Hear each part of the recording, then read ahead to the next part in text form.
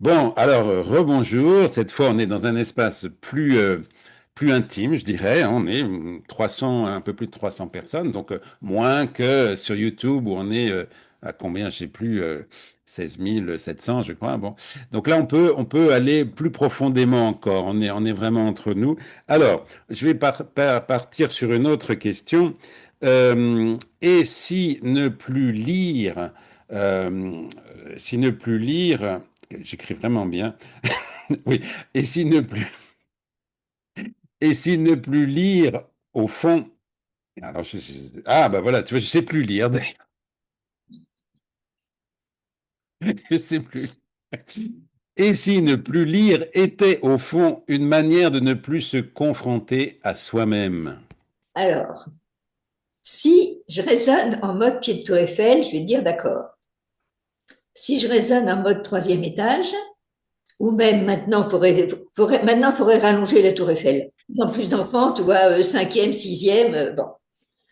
Euh, Moi, de ce que je vois, en particulier de ceux qui ont l'étiquette, en France, qu'on appelle TSA, trouble de syndrome autistique. Ça veut tout dire et rien dire. C'est une grande poubelle dans laquelle on met tous les enfants qu'on ne comprend pas. Je ne suis pas sûre que dans les années qui viennent, alors là, je vais être très, très politiquement incorrecte. Je ne suis pas sûre que dans les années qui viennent, la lecture soit encore utile. Parce que comme on, on va vers un changement de fréquence, arrivé à un certain niveau de fréquence, on passe à la télépathie. Donc les informations se transmettent autrement. Et je pense que lecture-écriture, petit à petit, ça va devenir obsolète. Waouh, ouais, ça, c'est une information que tu donnes là qui est super importante, hein. Ouais, super importante et que je saisis bien, en fait, hein. Ouais, que je saisis bien. Dans le fond, est-ce qu'on pourrait dire, bon, que là, le passage où on est avec plein d'images, etc., c'est finalement juste un passage pour nous faire passer à autre chose, si on a le courage de s'en défaire un peu et de retrouver le silence intérieur, etc. Je dirais le contraire. C'est pour nous empêcher de faire le passage. Merci. J'essayais d'être positif. Parce que ce passage, il est, quand je vois tous les enfants que je vois, ce passage, il est inéluctable. C'est un rouleau compresseur. Mais ce rouleau compresseur, il met tous nos systèmes en cause.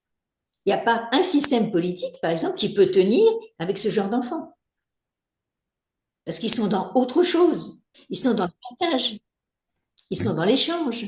Ils sont dans le troc. Ils sont dans l'amour. Il n'y a pas de hiérarchie. Leur mode de relation, c'est un mode de relation horizontal. Donc, il n'y a pas un chef et puis un exécutant. Il y a quelqu'un qui sait, qui me partage quelque chose, mais moi, je lui partage quelque chose d'autre. Mais oui, Tout c'est leur ça, mode de fonctionnement est horizontal. c'est ça. Et Donc, ça veut encore une fois, incluons-nous, hein, dans ces enfants, dire, hein, voilà, c'est très important parce qu'on est pareil, bon, toi comme moi, et bon, et là je vois bien justement ce qui est fantastique avec Nicolas. Bon, il est à 8 500 kilomètres, hein, je lui ai jamais tenu la main. Bon, et puis il y a comment dire, un échange qui est absolument incroyable. Et puis, normalement, je devrais te dire, bon, je lui parle pendant 1 heure, mais parfois je le coach, c'est des échanges. Je ne vais pas dire, tu me dois tant parce que je t'ai coaché, tu vois. Et puis, il m'apprend autant que moi, je lui apprends. Et puis, donc, on est vraiment là, et c'est pour ça que c'est vraiment super, cette relation que j'ai avec Nicolas Velasquez, là, parce que je suis là, vraiment dans le nouveau monde avec lui, tu vois. Donc, je suis vraiment à c'est l'aise. très bien, tu montres qu'il est complètement dans le nouveau monde. Il fait complètement partie de ceux que j'appelle les cerveaux droits. Il n'aurait Mais, jamais écrit comme ça s'il avait été cerveau gauche. C'est pas possible. hum, J'ai des pitchouns qui ont 3 ans. la maman galère sur l'ordinateur, pousse-toi, je vais le faire. Et t'as Pichon de 3 ans qui fait ce que la maman n'arrive pas à faire. Qui leur a appris? Personne. Ils ont l'information. Si tu veux, on est dans le monde de l'information. L'information, elle n'est pas contenue dans du matériel. Quand tu contactes Nicolas, vous avez 8000 kilomètres entre vous. Est-ce qu'il y a un fil de 8000 kilomètres qui vous relie tous les deux? Mais non. Vous communiquez via les ondes. Mm. Les ondes, c'est quoi? C'est ce qui nous entoure là. Mm. C'est-à-dire que l'information circule dans l'espace qui est tout sauf vide. Donc, tous ces enfants, ils ont la capacité d'aller capter les informations qui circulent dans l'invisible. Ce qu'on appelle le cloud en informatique, c'est quoi le Ouais. cloud? C'est ça, il n'est pas matériel, le cloud. Le stockage des informations n'est pas matériel. Mm. Le cloud, il est là. Les travaux de Nikola Tesla sur l'énergie libre, c'était là-dedans. C'est-à-dire que l'énergie circule d'un point à un autre, pas dans la matière, mais dans l'information de l'espace, dans l'information du vide. Et donc, nos gamins, c'est comme ça qu'ils apprennent. Quand on leur demande, par exemple, mais comment tu sais ça? Alors, on essaie de. Puis, oui, bah, ils répondent, bah, mais vraiment comme si on était le débile de service, bah, dans ma tête. Donc, c'est pour ça que, tu vois, je dis que les livres, à un moment donné, seront obsolètes, parce qu'ils vont chercher l'information sur d'autres fréquences, à d'autres niveaux. Mais oui, mais oui, mais oui. Ah, c'est bien parce qu'en même temps, ça déculpabilise, ça me déculpabilise un peu de moins lire, parce que moi, je reçois tellement d'informations aussi. Tu vois. Je veux dire, des fois, je rigole. Ils m'envoient des trucs, si tu veux, des sketchs, quoi. C'est des vrais sketchs, tu vois. Donc, je ris tout seul. Bon, c'est pour ça aussi, d'ailleurs, que j'apprécie maintenant cette solitude que j'ai, que j'appréciais pas avant, tu vois. Je l'apprécie beaucoup parce que je suis pas seul, en fait. Voilà, tu vois. Et puis, c'est dans la solitude que justement, tu peux capter les infos. Ben voilà. Parce que si tu as le bruit, si tu as 30 personnes autour de toi, il y a du parasitage.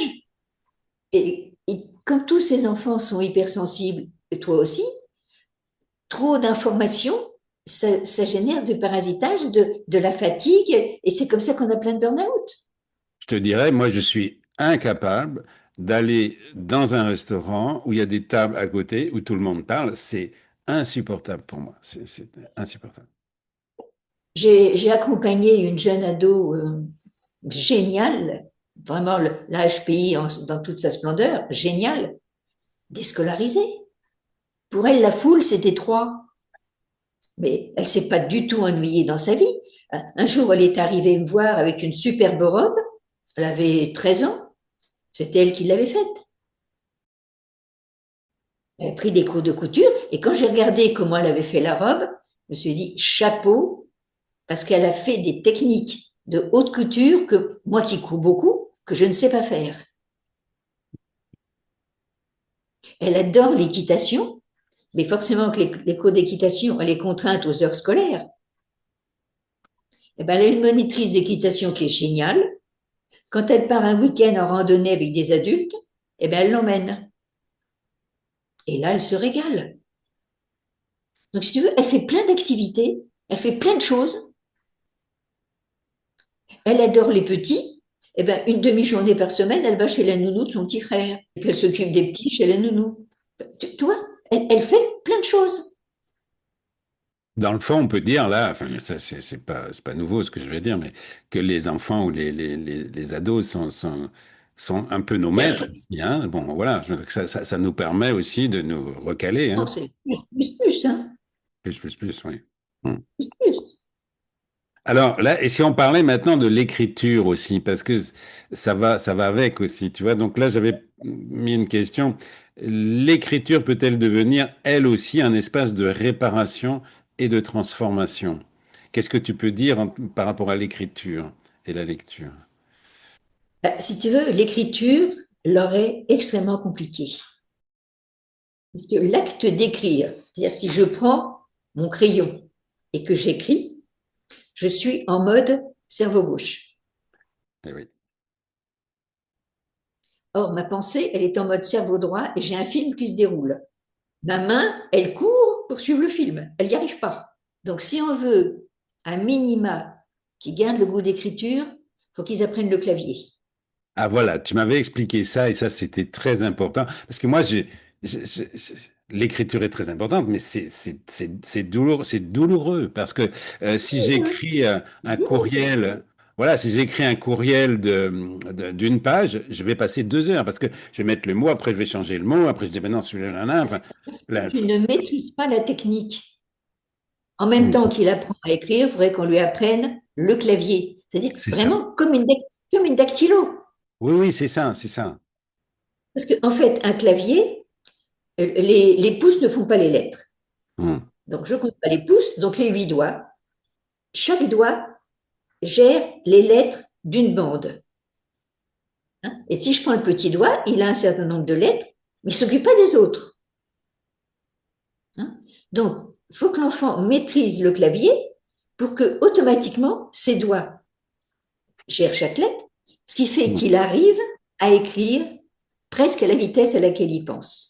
Ah oui, ça, tu m'avais expliqué ça et je trouve ça très important et je regrette vraiment parce que maintenant c'est plus difficile hein, évidemment de se mettre ça. C'est comme apprendre le piano hein, d'une certaine manière. Bon, ouais, Et tu vois, j'ai fait l'expérience avec des adultes, dont une adulte que tu connais, des personnes qui maîtrisent le clavier, de leur demander d'écrire un texte à la main et après d'écrire un texte avec le clavier. J'ai fait l'expérience de demander à quelqu'un de remettre 2 par 2 les textes, main et clavier, pour les restituer à la personne. Ils en étaient incapables. Parce qu'on n'a pas l'impression que c'est la même personne qui a écrit les 2 textes. Le texte écrit à la main, si tu veux, il rame. C'est pas fluide. Alors que le texte écrit au clavier, il devient poétique. alors, tu vois, ce qui est intéressant du coup, et ça me fait comprendre aussi moi mon évolution dans l'écriture. J'ai écrit des romans, j'écris des essais, des romans, et là j'ai du mal à faire d'autres choses. Et je vais dans de l'écriture de plus en plus court. Moi, j'adore écrire des chansons parce que les textes sont très courts. C'est six, 6 pieds ou voilà par phrase, tu vois. Et là, du coup, je prends du plaisir parce que c'est juste des mots, tu vois, et puis qui sont portés par les musiques. Mais je sens cette transformation aussi, tu vois, qui me fait passer à autre chose parce que ça va pas assez vite. Tu vois. Alors j'ai essayé aussi d'écrire en parlant, mais c'est très compliqué parce que je parle, mais je n'ai pas une parole structurée comme ces intellectuels extraordinaires qui vont te faire des... Donc alors, il y a plein c'est une autre langue, hein, la parole et l'écrit, c'est 2 langues différentes. Je crois que c'est toi qui le dis d'ailleurs, ou je sais plus. Bon, mais et donc j'ai essayé ça, tu vois. Mais alors c'est compliqué parce que après il faut tout refaire. Alors je demande à mon intelligence artificielle de remettre ça en ordre. Enfin, c'est trop long, quoi. Tu vois. Donc là, je pense que tu l'as dit tout à l'heure, et ça c'est ça. Merci de l'avoir dit. C'est la télépathie, quoi. Voilà, c'est développer ça. S'autoriser à développer ça. Et donc, ça implique aussi, je dirais, une hygiène de vie. Voilà, donc d'accepter qu'on soit seul, d'accepter qu'on fonctionne pas tout à fait comme les autres, c'est pas grave, mais de se respecter. Voilà. Mhm. Bon, bah écoute, qu'est-ce que tu pourrais dire en conclusion? Bon, moi, ce que je peux dire tout de suite, c'est qu'on va faire d'autres émissions parce que c'est trop court. Là, je suis obligé de partir. Voilà, je te laisse conclure. Ben, si tu veux, pour moi, la conclusion, c'est qu'on est vraiment à la charnière, mais c'est même pas d'une époque. Ce que je prends souvent comme image, c'est l'évolution de l'école. On passe du CP au CE1, au CE2, on passe comme ça de classe en classe. Là, à l'heure actuelle, on est, mettons, en sixième et on passe directement en terminale. La difficulté à l'heure actuelle, c'est ça, c'est ce grand saut, ce qu'on appelle un saut quantique. C'est-à-dire qu'on n'est plus dans une évolution linéaire, on est dans un bond évolutif. Donc, tous nos jeunes qui sont outillés pour ce bon, eux, ils rament parce qu'on leur impose un monde qui ne leur convient pas. Et nous, qui n'avons pas leurs outils, on rame pour les suivre. Donc, c'est une période un petit peu compliquée. Et ce que je leur dis souvent, je leur dis, mais gardez vos idées. C'est vous qui avez les clés. Je dis, par contre, pour le moment, c'est pas vous qui avez le pouvoir. Le pouvoir, c'est nous qui l'avons. Donc, il faut que nous, en tant qu'adultes, on ait l'humilité de se mettre à leur service, parce que c'est eux qui ont les idées. Mais c'est nous qui avons les moyens de les réaliser. Wow. Hmm. Mais si on réalise les nôtres, on se plante. Ah, c'est magnifique le message que tu fais passer là. C'est magnifique parce que ça me conforte aussi, tu vois, dans mon travail de transmetteur aussi et d'établir des ponts, des liens entre ces générations, voilà, entre les jeunes, très jeunes, génération X, Y, Z, alpha et nous, les boomers. Euh, Parce que c'est ça, c'est ta raison. Et c'est bien aussi, tu vois, parce que ce que tu dis conforte le fait que là, bah, j'aurais pu, moi, écrire un livre à nouveau et me l'éditer, etc. Ben non, j'ai donné mon pouvoir, justement, d'éditeur et de choses que je peux faire et le réseau que j'ai créé à ce jeune Nicolas Velasquez, donc, qui a écrit ces contes. Tu as mis tes compétences au Oui, service de Nicolas. voilà, c'est ça. Et en fait, c'est ça. Enfin, c'est ça qu'il faut qu'on fasse Et tous, là, quoi. on est dans Voilà. l'échange. Dans l'échange. Parfait. Bon, bah, écoute, Marie-Françoise, je te remercie beaucoup. C'est toujours très, très riche nos échanges. Donc, on va en faire d'autres. Et puis, bon, là, je demande à ceux qui écoutent sur Patreon, d'abord, je les remercie. Je remercie encore tous ceux de Patreon qui, comme je l'ai dit tout à l'heure, qui me permettent de vivre et continuer de vivre, enfin, de me nourrir plutôt et de continuer ces émissions. Et donc, on va en faire d'autres. Donc, n'hésitez pas dans les commentaires à poser des questions, à dire des questions que vous voudriez poser à Marie-Françoise, parce qu'on va faire d'autres émissions tellement le sujet est essentiel maintenant. Donc, Soit des questions précises, soit des thèmes pour oui, aborder. voilà. Ok, Marie-Françoise, merci infiniment encore une fois. Philippe, Et puis, à tout bientôt. Je salue le à divin en bientôt. toi et je te dis à bientôt. Bye bye. Ciao. Bye. À bientôt. Bonjour, comment ça va? Hola, ¿qué tal? Muchas gracias. Merci beaucoup. Gratitude média.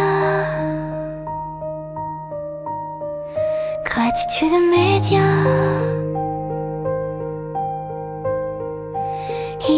Immédiate gratitude. La seule attitude qui vaille sur Gratitude Média.